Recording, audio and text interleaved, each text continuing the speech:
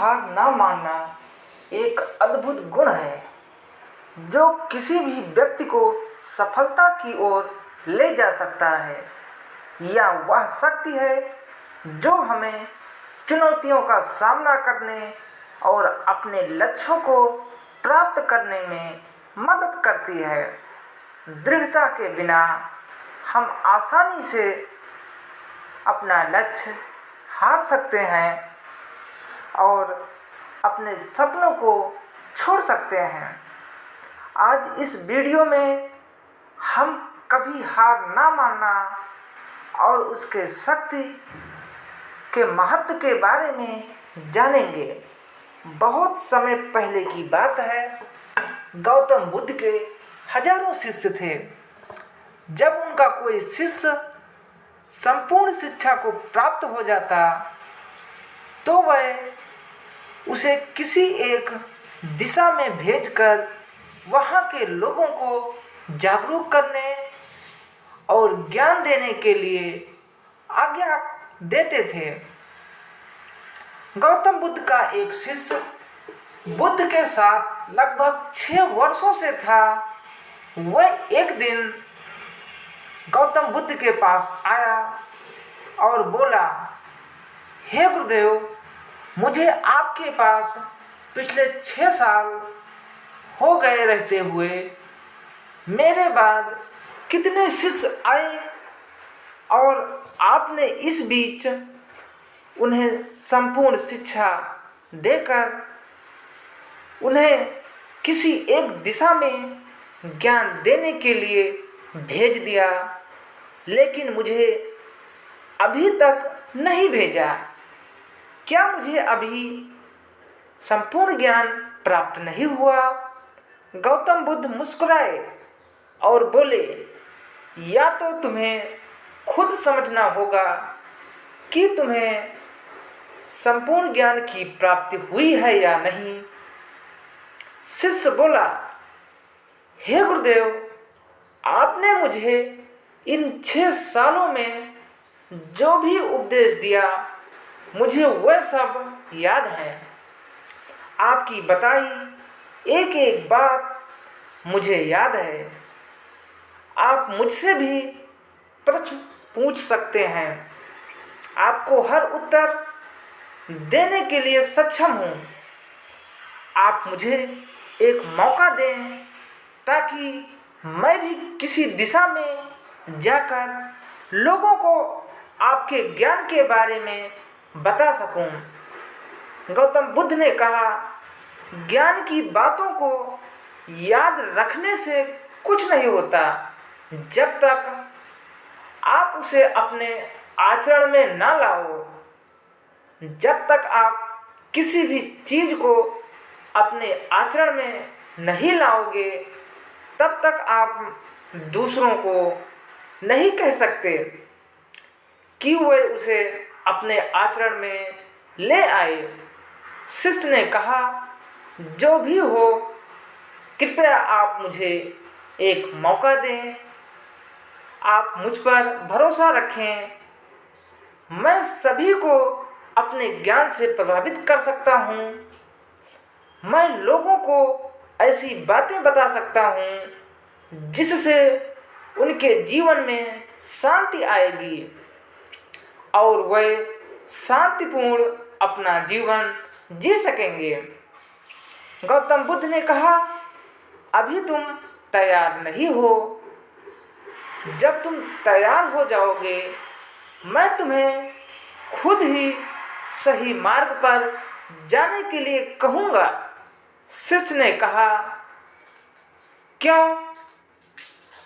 मैं इन 6 वर्षों में इतना भी ज्ञान नहीं प्राप्त कर सका जिससे मैं लोगों को प्रभावित कर सकूं। गौतम बुद्ध ने कहा, ठीक है, तुम पूर्व दिशा की तरफ जाओ। वहाँ तुम्हें एक गांव मिलेगा। तुम्हें उस गांव से भिक्षा मांगकर लानी है और वहाँ के लोगों को अपने ज्ञान से मदद करनी होगी। कल सुबह तुम वहाँ अकेले जाना। और शाम को आकर मुझे बताना तुमने कैसे वहाँ के लोगों की मदद की। वह शिष्य ये सब सुनकर बेहद खुश हो गया और बुद्ध का आशीर्वाद लेकर चला गया। और वह रात भर ज्ञान समेटता रहा और मन ही मन सोच रहा था कि मैं कल ऐसा ज्ञान की छाप छोड़ूंगा कि वहाँ के लोगों के साथ साथ गौतम बुद्ध भी मुझसे प्रभावित हो जाएंगे। सुबह उठा और वह महात्मा बुद्ध को प्रणाम करने आया। उनसे आशीर्वाद लेकर वह पूर्व की तरफ निकल गया। शाम को जब वह वापस आया तो बुद्ध ने देखा कि उस शिष्य के माथे पर चोट लगी है और खून बह रहा है। बुद्ध ने उसे पट्टी की और पूछा, तुम्हें यह चोट कैसे लगी? शिष्य ने कहा कि वहाँ के लोग बुद्धिहीन हैं, उन्हें जरा भी बुद्धि नहीं है। मैं उस गांव में भिक्षा लेने गया पर किसी ने मुझे भिक्षा नहीं दी। सब मुझे गालियां दे रहे थे।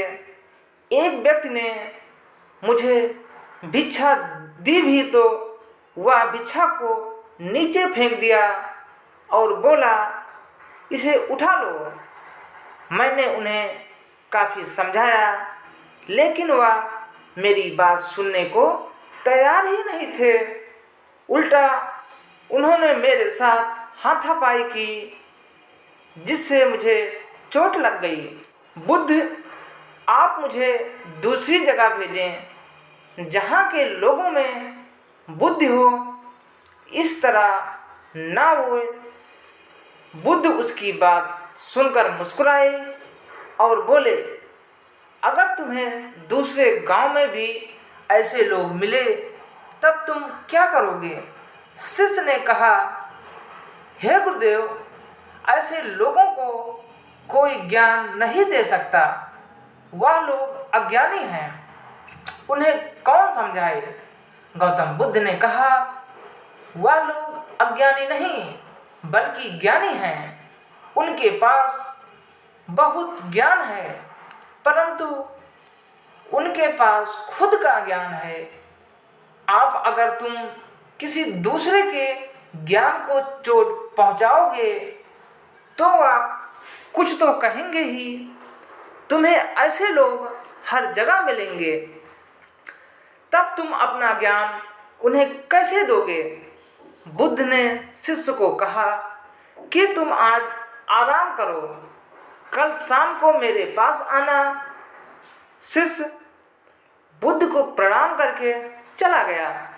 अगली शाम जब वह वापस गौतम बुद्ध के पास आया तब वहाँ एक और बुद्ध का शिष्य मौजूद था जिसके हाथ में चोट लगी हुई थी। गौतम बुद्ध ने उस शिष्य के हाथ पर चोट देखकर उस पर पट्टी की और उस शिष्य से पूछा कि तुम्हें यह चोट कैसे लगी? शिष्य ने कहा, हे गुरुदेव, आपने पूर्व के एक गांव में मुझे जाने के लिए कहा, वहीं मुझे यह चोट लगी। बुद्ध ने कहा, वहाँ तुम्हारे साथ क्या क्या हुआ? तुम मुझे बताओ। शिष्य ने कहा, हे गुरुदेव, वहाँ पर मैंने सबसे भिक्षा मांगी लेकिन किसी ने मुझे भिक्षा नहीं दी। एक व्यक्ति जिसने भिक्षा दी तो वह भिक्षा को जमीन पर फेंक दिया और कहा, इसे उठा लो। मैंने चुपचाप उसे उठाकर अपने पात्र में रख लिया और उसे कल्याणमस्तु का आशीर्वाद दिया।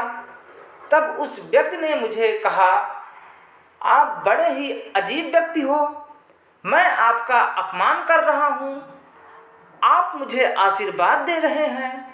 मैंने उनसे कहा कि आप धनी हैं, आपने मुझे दान दिया है, इसीलिए मैं आपको आशीर्वाद दे रहा हूँ। फिर वहाँ से मैं आगे गया तो कुछ लोगों ने मुझे वहाँ से जाने के लिए कहा। उन्होंने मुझे कुछ अपशब्द कहे और मुझ पर कुछ पत्थर फेंके, जिससे मुझे चोट लग गई। जब मैं वापस आ रहा था तब मैंने एक माँ को रोते हुए देखा। वह अपने बीमार बच्चे को लेकर चिंतित थी, परंतु जंगल से जाकर उसके लिए जड़ी बूटी लेकर आया, लेकिन वहाँ के लोग मुझे उस बच्चे को जड़ी बूटी पिलाने नहीं दे रहे थे। फिर मैंने उनसे विनती की वह मुझे उस बच्चे का इलाज करने दें। उसके बाद जो जैसा कहेगा मैं वैसा ही करूँगा। फिर जिस व्यक्ति ने मुझे भिक्षा दी थी उसने गांव वालों को समझाया। तब गांव वालों ने मुझे उस बच्चे को जड़ी बूटी लगाने दी। उसके बाद वह बच्चा ठीक हो गया। फिर गांव वालों ने मुझसे अपने किए गए अभद्र व्यवहार के लिए क्षमा मांगी और मुझे धन्यवाद कहा। फिर मैं वहाँ से वापस आ गया। हे गुरुदेव, आपसे एक विनती है। उस गांव के लोग बहुत भोले भाले और सीधे हैं। क्या मैं रोज उसी गांव में जाकर भिक्षा मांग सकता हूँ? यह सभी बात वह पहला शिष्य सुन रहा था, जो कि एक दिन पहले उसी गांव में भिक्षा लेने गया था और भिक्षा नहीं पाया था। वह शिष्य यह सब सुनते ही बुद्ध के चरणों में गिरकर कहा कि हे गुरुदेव, मैं समझ गया हूँ कि अभी मैं उस लायक नहीं हूँ कि दूसरे को ज्ञान दे सकूं। गौतम बुद्ध ने कहा, हमें बाहर वैसे ही लोग दिखाई देते हैं जैसे हम भीतर से होते हैं। जब तक हम स्वयं को नहीं बदलेंगे तब तक हम किसी को भी नहीं बदल सकते। खुद में परिवर्तन करना बेहद ज़रूरी है। कोई भी व्यक्ति बात बताने से पहले उसे आचरण में लाना बेहद ज़रूरी है, क्योंकि आचरण में लाई हुई चीज़ को बताना समझाना बहुत आसान होता है और उसे लोग बेहद आसानी से अच्छे से समझ पाते हैं। दोस्तों, हम सभी को ऐसा लगता है कि हमने जो कुछ भी सीखा है वह हमको दूसरों को सिखाना चाहिए, लेकिन हम जाने अनजाने में दूसरों को सिखाने के चक्कर में हम कभी कभी गलत साबित हो जाते हैं। तो दोस्तों, अगर आप किसी को भी कोई भी सुझाव देने के लिए जाते हैं, तो आप कोई भी चीज़ सिखाने के लिए जाते हैं, तो आप सबसे पहले उस कार्य को संपूर्ण रूप से और सही ढंग से अच्छे से सीख जाएं। और आपको जब यह पक्का ज्ञात हो जाए कि मैं अब इस कार्य में संपूर्ण रूप से सीख चुका हूँ, तब आप दूसरों को सिखाना, अन्यथा आपके साथ दुर्व्यवहार हो सकता है और आपको क्षति भी पहुँच